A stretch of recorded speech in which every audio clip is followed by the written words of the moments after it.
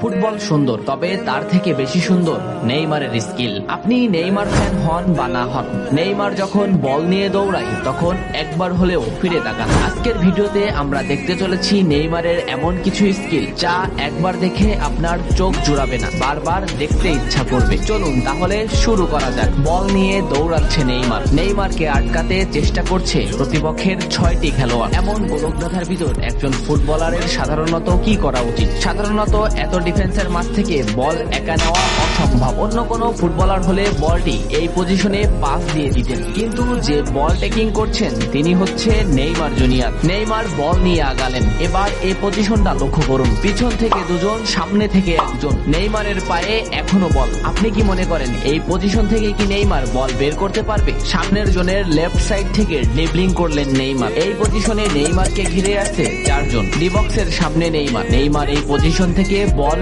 Hill করবেন এবং বল accurate ভাবেই এমবাপের কাছে পৌঁছাবে। এমন স্কিল শুধু চোখেরই শান্তি না, মনেরও শান্তি। নেইমারের এই স্কিলটা লক্ষ্য করুন। মাঝমাঠে নেইমারের পায়ে বল। নেইমারের বল অফেন্সের জন্য আছে প্রতিপক্ষের একটি খেলোয়াড়। নেইমার তাকে হোল্ড করে সেকেন্ডের ভিতর তাকে বল পজিশন থেকে বের করে দিল। এমন স্কিল দেখে ডিফেন্ডারও অবাক হয়ে বল পজিশন ছেড়ে দিল। বলের এই পজিশনটা লক্ষ্য করুন। এই পজিশন থেকে নেইমার ইচ্ছা করলে একে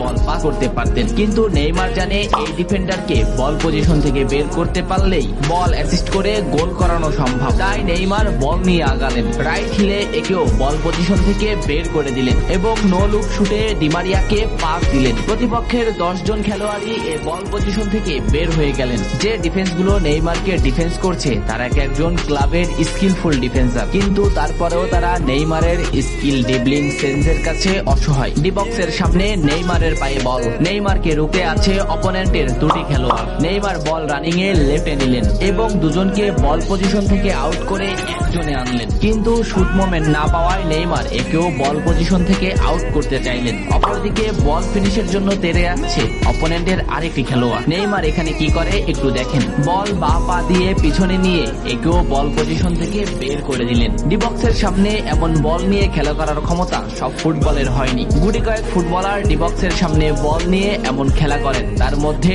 নেইমার অন্যতম। নেইমারের এই বল পজিশনটা লক্ষ্য করুন। ডিবক্সের বাইরে নেইমারের পায়ে বল। নেইমারকে আটকাতে আছে অফেন্সের 3টি খেলোয়াড়। এই পজিশনটা লক্ষ্য করুন। রাইট সাইডে 0 ফুটবলার থাকার পরেও নেইমার যেদিকে ফুটবলার আছে সেদিকেই বল মুভ করলেন। এরপর 3 জনকে একত্রিত করলেন। শর্ট মোমেন্টে গেলেন কিন্তু শট করলেন না, বল হোল্ড করলেন। দেখুন এই পজিশন থেকেও এমবাপ্পেকে পাস দেওয়া যায়, কিন্তু এমবাপ্পের কাছ থেকে বল পজিশন হারিয়ে যেতে পারে এই খেলোয়াড়ের জন্য। তাই নেইমার বল